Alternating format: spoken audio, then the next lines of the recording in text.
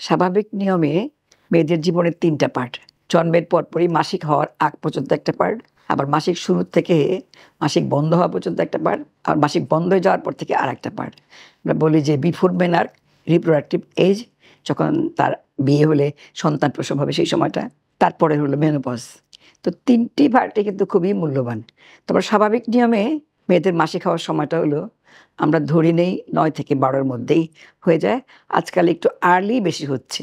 Early হয়েও দেখা যাচ্ছে মেয়েদের বেশ অনিয়মিত মাসিক হচ্ছে, কখনো প্রচণ্ড ব্যথা, কখনো অনেক বেশি মাসিক হচ্ছে, কখনো কখনো মেয়েরা মুটিয়ে যাচ্ছে, মাসিক হচ্ছেই না, অনেক দিন পর্যন্ত মাসিক বন্ধ থাকছে। সবগুলো জিনিসই কিন্তু তাদের মানসিক পীড়া দিয়ে থাকে এবং মা বাবাকেও মানসিক পীড়া দেয়।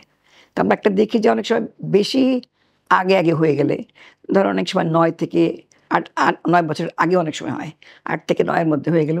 আসলে যে জিনিসটি থেকে তৈরি হয়, যে আমরা ধরে নিই মাসিক শুরু হয়, আমাদের মাথার মধ্যে একটি গ্রন্থি আছে, সেখান থেকে একটি হরমোন আসে।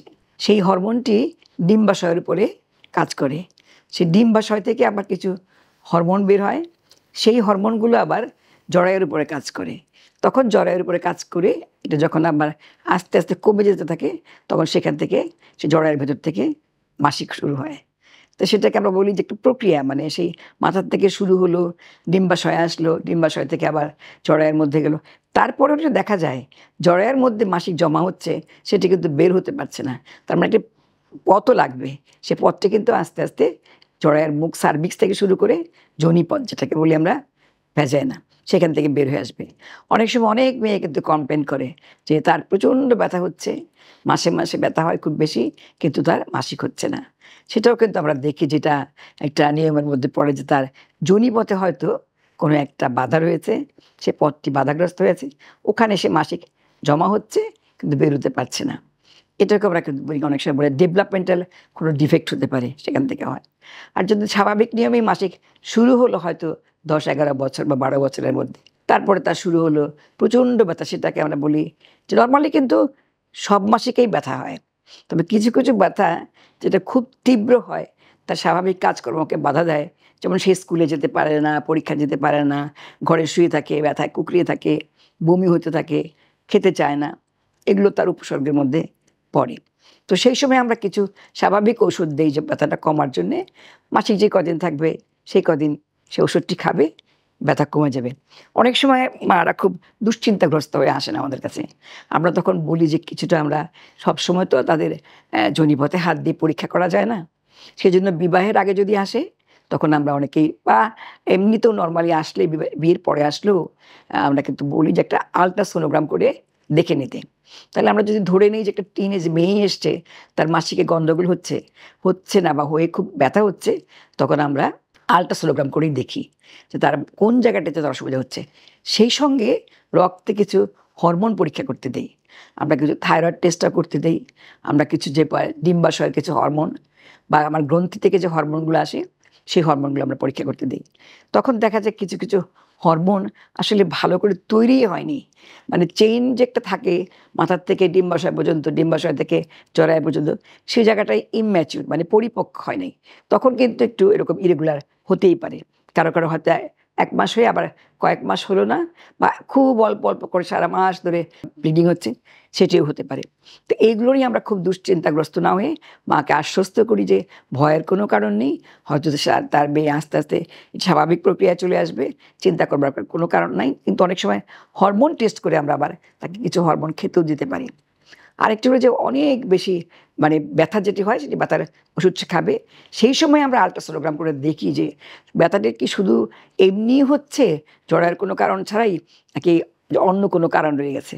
অন্য কোনো কারণের মধ্যে আমরা দেখতে পারি যে ওই ওভারির মধ্যে একটা অসুখ হয়, সেটাকে বলি আমরা এন্ডোমেট্রিওসিস। মানে জরায়ুর ভিতরের জিনিসটি অনেক সময় বাইরের টিউব দিয়ে বেরিয়ে এসে সেটার মধ্যে একটা সিস্ট তৈরি করে, চকলেট সিস্টও বলি, এবং পুরো জায়গাটাকে আমরা এন্ডোমেট্রিওসিসই বলি। সেটার জন্য কিন্তু অনেক সময় প্রচণ্ড ব্যথা হয় মেয়েদের। তো সেটা যদি আর্লি ডায়াগনোসিস হয় এবং আমরা মনে করি যে খুব তাড়াতাড়ি যদি ডায়াগনোসিস করা যেতে পারে, তাহলে কিন্তু ওষুধের মাধ্যমে তাকে সুস্থ করা যায়। এবং টিনেজ মেয়েদের আমরা অনেককেই দেখতে পাই যে কিন্তু তাদের এরকম ব্যথা হচ্ছে এবং এই এন্ডোমেট্রিওসিস ডায়াগনোসিস হচ্ছে। আরেকটি হলো যে অনেক মেয়ে আসেন আমাদের কাছে যারা খুব মুটিয়ে যাচ্ছে, তার বয়স মাত্র 15-84 কেজি ওজন, এবং পুরো মুখ ফুলে গেছে, কিছু হয়তো মুখে অস্বাভাবিক লোম দেখা যাচ্ছে। সেগুলো কিন্তু আমরা আজকাল অনেক বেশি দেখতে পাচ্ছি, কারণ লাইফস্টাইল কিন্তু চেঞ্জ হয়ে গেছে। আজকাল আমরা দেখতে পাচ্ছি যে স্কুলগুলোতে কোনো মাঠ নেই, খেলার জায়গা নেই, বাড়িতে কোনো হাঁটাহাঁটি করার জায়গা নেই, রুমগুলো খুব ছোট ছোট, ঘরের মধ্যে সে কোনো রকম ঘোরাঘুরি করে, অথবা সে ঘোরাঘুরিও করে না, সারাদিন হয়তো সে সোফার মধ্যে বসে থাকে বা বিছানার মধ্যেই থাকে এবং পড়াশোনা করে। কারণ তার একটা অন্যরকম লাইফ তৈরি হয়। ফাস্ট ফুড খেতে পছন্দ করে, স্বাভাবিক খাবারগুলো গ্রহণ করে না।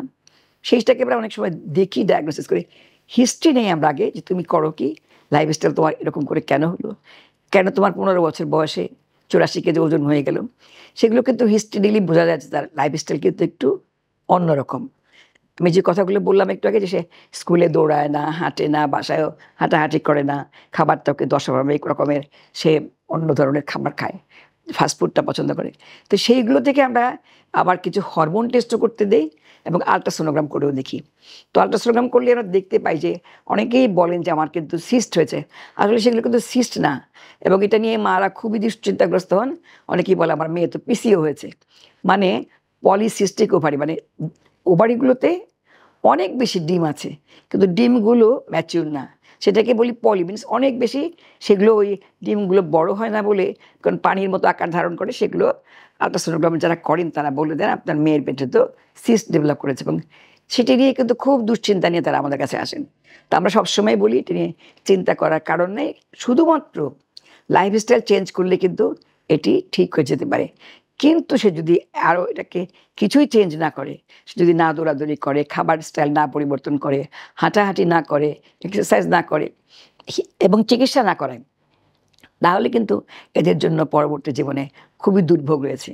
আমরা বলি যে পরবর্তীকালে তো তার একটা যে অবাঞ্ছিত কিছু লোম ডেভেলপ করবে, মেল হরমোনটি বেশি এসে পড়বে, শরীর অনেক বেশি মুটিয়ে যাবে, সে তার আস্তে আস্তে ডায়াবেটিস ডেভেলপ করবে এবং আরও অনেক উপসর্গ দেখা দিতে পারে। সেগুলো আমি এখানে আর বলতে চাচ্ছি না, কিন্তু আমি বলি যে এখনই তাদেরকে সাবধান হওয়া উচিত। ভয়ের কিচ্ছু নাই, শুধুমাত্র লাইফস্টাইল চেঞ্জ করলে কিন্তু তার থেকে ইনি মুক্ত হতে পারেন। এছাড়াও কিন্তু আমরা দেখি অনেক সময় অ্যাবনর্মাল কিছু ব্লিডিং হয় মেয়েদের। আমরা দেখি যে হয়তো কোনো কারণেই খুঁজে পাই না, আমরা দেখি যে অননেসেসারি তার মাসিকটা খুব ইরেগুলার হচ্ছে বা হেভি হচ্ছে, বেশি হচ্ছে, অনিয়মিত হচ্ছে, মাসে সারা মাস ধরে ব্লিডিং হচ্ছে। তখন আমরা তাদেরকে কিছু কিছু অ্যাডজাস্ট করতে বলি, যে খুব লো ডোজের পিল খেতে দেই, যেটি নিয়ে আমরা বলি যে ভয় পাবার কিছু নেই, কয়েক মাস খেলেই হয়তো আস্তে আস্তে এটি তার স্বাভাবিক হয়ে আসবে। এছাড়াও কিছু অনেক সময় বলি দেখি যে কিছু রক্তেরও কিছু কারণ থাকে, যেগুলো অনেক সময় ফ্যাক্টরস, কিছু ব্লাডের যে রক্ত যে কমিয়ে আনতে পারে, সেগুলোর অনেকগুলো ফ্যাক্টর থাকে। সেই ফ্যাক্টরের মধ্যে কিছু ফ্যাক্টর হয়তো তার অ্যাবসেন্ট থাকে, সেই কারণেও কিন্তু তার এরকম অনিয়মিত বা অতিরিক্ত রক্তক্ষরণ হতে পারে। রক্তশূন্যতাও থেকেও কিন্তু অনেক সময় এরকম হয়। সিভিয়ার অ্যানিমিয়া পেশেন্টটি, তার কিন্তু এরকম হতে পারে। তারপরে আমরা দেখি যে আমরা অনেক সময় থ্যালাসেমিয়াতেও কিন্তু তার অনেক সময় এই রক্তের অনিয়মিততা দেখা দেয়। তো আমার মনে হয় যখনই কোনো একটি মেয়ের এরকম অনিয়মিত মাসিক হবে, মাসিক হবার সময়টা থেকেই তাদের জীবন একটি নতুন ধরনের চেঞ্জ হয়। আমরা মনে করি যে তাদেরকে অবশ্যই নিকটবর্তী চিকিৎসকের পরামর্শ নিতে হবে। আমার মনে হয় যে পরামর্শ নিলে এবং সঠিকভাবে যদি চিকিৎসাটা তিনি নেন, তাহলে কিন্তু তার এই অনিয়মিত মাসিক হবার থেকে তিনি মুক্ত পাবেন এবং স্বাভাবিক জীবনে ফিরে আসতে পারবেন।